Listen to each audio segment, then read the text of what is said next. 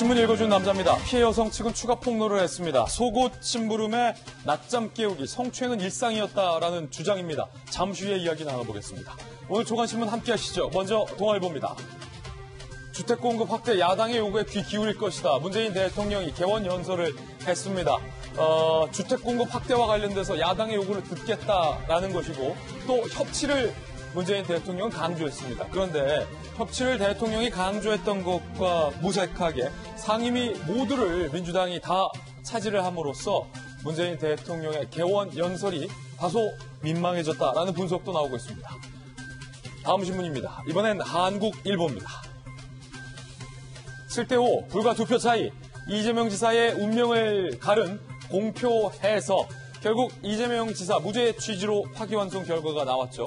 대법원에선 TV 토론 프로그램에서 발언한 것은 의도를 갖고 허위 사실을 공표한 것이 아니다라고 정의를 했습니다.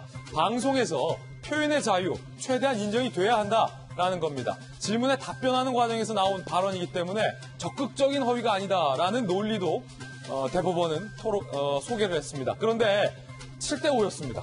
불과 2표 차이로 이 지사의 운명이 뒤바뀌었습니다. 다음 신문입니다. 이번엔 조선일보입니다.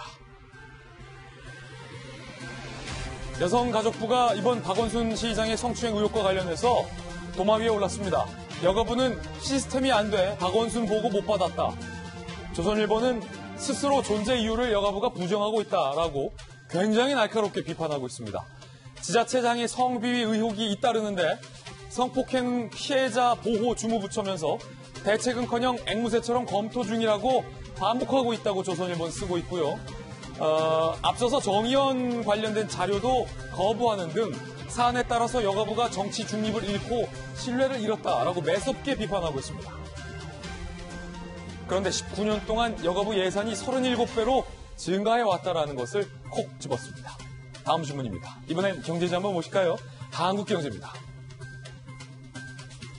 현 정부의 노인 취업자가 124만 명이 늘 때 청년들은 18만 명이 일자리를 잃었다라는 안타까운 한 단면을 한국경제가 조명을 했습니다.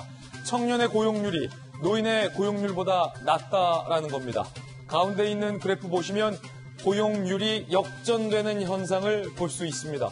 물론 어르신들의 일자리도 이렇게 늘어야겠지만 청년들의 일자리가 줄어드는 것은 심각한 문제입니다. 급기야 이게 고용률이 역전됐다는 것은 얼마나 우리 시대의 청년율의 실업률이 높은지 취업하기 어려운지를 반증하는 대목입니다.